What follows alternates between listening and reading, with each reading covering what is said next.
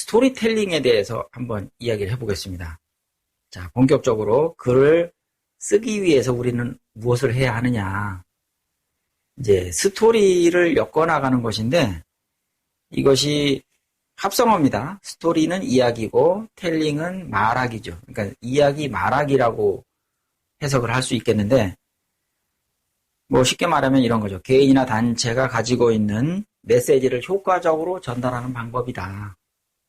다른 사람에게 또 타인에게 영향력을 행사할 수 있는 방법 중에 하나다.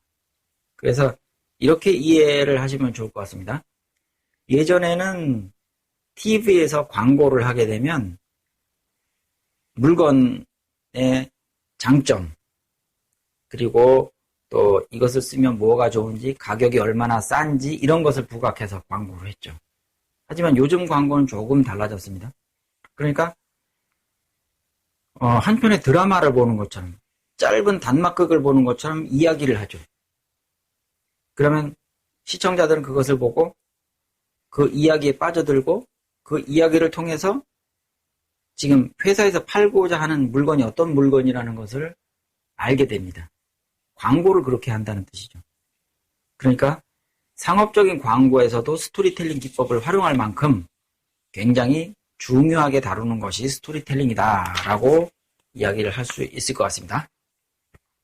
자, 그러면 여러분이 이제 한번 실습을 해볼 텐데 이것은 동영상이니까 실습하는 과정까지 할 수는 없고요. 그냥 이러이러한 것이다 하고 제가 제시를 해드리겠습니다. 그러면 시간이 될 때 실제로 해보시면 되겠고요. 자, 크게 조건 3가지를 이야기하겠습니다. 첫째, 이제 글을 쓰는데 이 3가지 조건을 다 만족해야 하는 것이고요. 나중에 제가 쓴 글을 또 읽어드릴 것입니다. 자, 첫 번째 조건은 뭐냐면 내가 부자라고 가정하는 겁니다. 그러니까 돈이 많다. 100억을 가진 재산가다라고 생각을 합니다. 또 두 번째로 동창회에 가서 자랑을 하는 거예요. 오랜만에 만났으니까 이 친구들은 내가 돈을 많이 벌었는지 모른단 말이죠. 그래서 그것을 자랑한다는 설정을 했습니다. 또 3번째 조건은 뭐냐면 이 이야기를 듣는 사람들이 나의 이야기를 듣고 기분이 나쁘면 안 되는 거예요. 기분이 나쁘지 않게. 그러니까 말을 잘해야 된다는 거죠. 그럼 말을 잘한다는 게 뭐냐? 어떻게 하면 잘하는 것이냐? 어떻게 하면 기분 나쁘지 않게 말을 하느냐? 이게 요령이거든요. 그러니까 이런 요령에 따라서, 이런 조건에 따라서 글을 써보시면 좋겠다는 것이고요. 이것이 제가 제시하는 조건 3가지입니다. 다시 한번 정리해 보겠습니다. 첫째, 내가 부자다. 둘째, 이 부자라는 사실을 동창회에 가서 자랑을 한다. 자랑하는 말을 쓰면 됩니다. 셋째, 그 친구들이 이것을 들으면서 기분이 나쁘면 안 된다. 기분이 상하지 않게끔 말을 해야 된다. 이 3가지 조건을 다 만족시키면서 하나의 글을 지어보는 겁니다. 예, 이거는 습작이죠. 짓는 연습입니다. 다음 페이지에 보시면 제가 쓴 글이 나옵니다. 자, 이것을 한번 읽어볼 텐데 만약에 여러분이 상상하신 것과 비슷하다면 더 좋겠고요. 그렇지 않다면 이것을 읽어보시면서 이렇게 하면 그 3가지 조건을 다 만족하겠구나 라고 이해를 하시면 되겠습니다. 읽어보겠습니다. 내가 어제 모처럼 집에서 쉬고 있는데 우리 집 강아지가 글쎄 잔디밭에서 뒹굴다가 수영장에 뛰어들더니 신나게 수영을 하더라고. 그러더니 집 안으로 들어가서는 이태리산 소파에서 오줌을 깔개지 뭐야.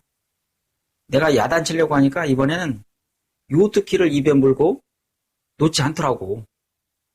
마침 우리 애가 심심해하길래 고양이와 백호를 데리고 별장에나 가서 놀다 오라고 보내버렸지. 자, 이 이야기 속에는 자기가 부자라는 사실이 들어있습니다.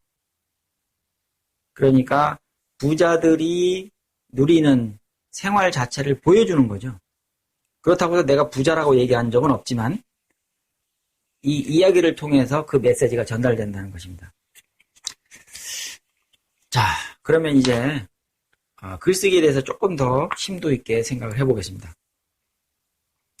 여러분이 글을 쓰실 때 가장 쉽게 접근할 수 있는 게 무엇인가를 먼저 생각해 보십시오. 뭐 편지 쓰기, 일기 쓰기 이런 것이 되겠죠.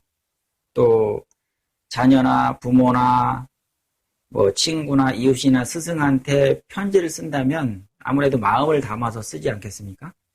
이거보다 더 쉬운 게 있다면 일기 쓰기겠죠. 일기는 남한테 공개하는 것이 아니기 때문에 더 편한 마음으로 쓸 수가 있겠고, 그 다음으로는 이 편지 같은 글이 되겠고요.